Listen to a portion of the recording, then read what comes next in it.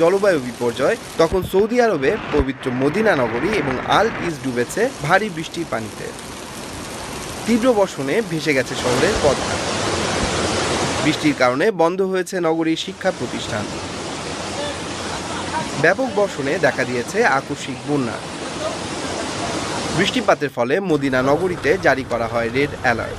সামাজিক যোগাযোগ মাধ্যমে দেখা গেছে আকস্মিক বন্যায় ভেসে যাচ্ছে শহরের রাস্তা।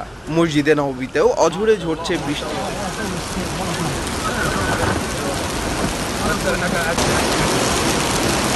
ভারী বৃষ্টিতে সৃষ্ট বন্যায় ক্ষতিগ্রস্ত হয়েছে শহরের অবকাঠামো। উপত্যকা এবং জলধারাগুলো থেকে দূরে থাকার আহ্বান জানিয়েছে কর্তৃপক্ষ।